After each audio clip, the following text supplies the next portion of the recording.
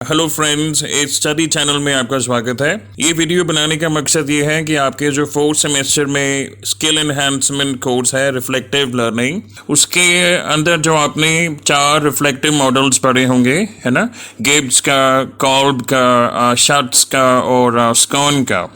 तो उन मॉडल्स के हिसाब से रिफ्लेक्टिव राइटिंग्स लिखना, है ना, प्रैक्टिकली इम्प्लीमेंट करना कितना ज़रूरी है, ये इस वीडियो के माध्यम से मैं आपको बताना चाह रहा हूँ। तो इस वीडियो में मैंने एक लिंक नीचे डिस्क्रिप्शन में दिया है। ये जो प्रेमचंद जी द्वारा लिखी हुई बहुत फेमस और पॉपुलर स्टोरी है ईदगाह, इस स्टोरी को पढ़ा है हमने और इसके ऊपर रिफ्लेक्शन लिखा है। तो आप प्लीज़ वो लिंक को क्लिक कीजिए और देखें इस रिफ्लेक्टिव राइटिंग को। सेकेंडली, मैं ये कहना चाहता हूँ कि रिफ्लेक्टिव राइटिंग जो है वो किसी ना किसी फॉर्मेट या मतलब रिफ्लेक्टिव मॉडल के हिसाब से ही होनी चाहिए। तो ऐसा नहीं है कि हमारे मन में कोई भी रैंडम ख्याल आए, हमने उसको लिख दिया तो वो रिफ्लेक्टिव राइटिंग बन गई, ऐसा नहीं होता। तो मैंने कोशिश की है कि जो गिब्स का जो रिफ्लेक्टिव मॉडल है उस हिसाब से मैं लिखूँ, क्योंकि गिब्स का मॉडल कहता है कि फर्स्ट स्टेज है डिस्क्रिप्शन, ठीक है, सेकंड है फीलिंग्स। तो मेरे रिफ्लेक्टिव राइटिंग में फीलिंग्स थोड़ी ज़्यादा लेंदी हैं, क्योंकि मैंने फर्स्ट टाइम स्टोरी पढ़ी है, मुझे बहुत अच्छी लगी। तो जो भी मेरी फीलिंग्स हैं वो मैंने इसमें लिखी हैं इन ए रिफ्लेक्टिव वे, है ना। और थर्ड है इवैल्यूएशन, वो भी लिखा है, एनालिसिस है, फिर कंक्लूजन और एक्शन प्लान। तो ये सारी चीज़ें इंक्लूड करने की कोशिश की है। और सेकेंडली, अगर आप स्कॉन के मॉडल की बात कर रहे हैं, है ना, स्कॉन कहते हैं कि आप किसी भी एक्शन को करते हुए आप रिफ्लेक्शन कर सकते हैं और अकॉर्डिंगली एक्ट कर सकते हैं। तो ये इसमें फिट नहीं हो पा रहा था, क्योंकि ये बहुत सिंपल एक्शन है कि मैं एक स्टोरी को रीड कर रहा हूँ।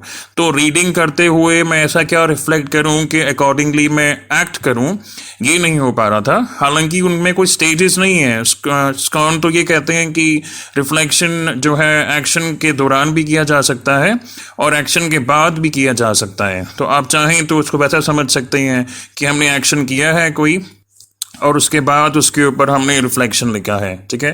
फिर अगर कॉल की बात करें तो कॉल कहते हैं कि कॉन्क्रीट एक्सपीरियंस होना चाहिए। तो अगर मैं अज्यूम करूं कि मैं एक राइटर बनना चाहता हूं और मैं देखना चाहता हूं कि जो बड़े बड़े राइटर्स हैं, प्रेमचंद जी जैसे, तो वो कैसे उनके दिमाग में ख्याल आते होंगे, है ना, किस लेवल की इमेजिनेशन, क्रिएटिविटी, कंसेप्चुलाइज करते होंगे अपने आइडियाज़ को। तो उस हिसाब से ये एक कॉन्क्रीट एक्सपीरियंस ही है मेरे लिए, है ना, इस स्टोरी को पढ़ना। फिर रिफ्लेक्टिव ऑब्जर्वेशन जो उनकी सेकंड स्टेज है, ऑब्वियसली वो तो है ही है इसमें। पर जो थर्ड है एब्स्ट्रैक्ट कंसेप्चुलाइजेशन, वो इसमें शायद थोड़ा फिट नहीं हो पाया। और फोर्थ है जो कहता है कि एक्टिव एक्सपेरिमेंटेशन।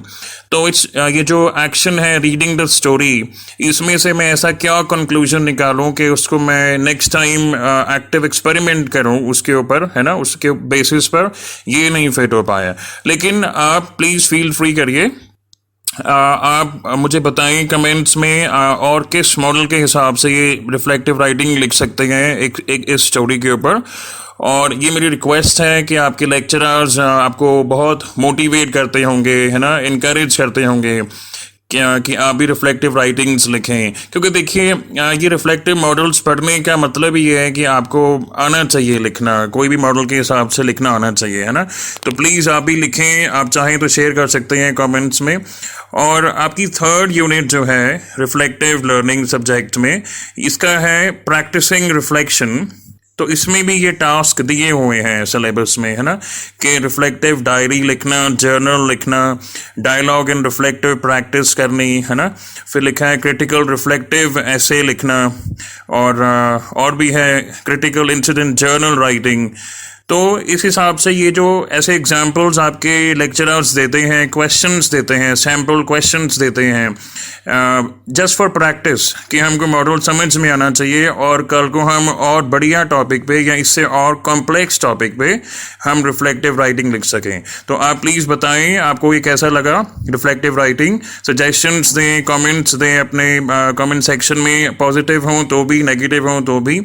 और वीडियो अच्छी लगे तो प्लीज़ चैनल को सब्सक्राइब कीजिए। Thank you for watching.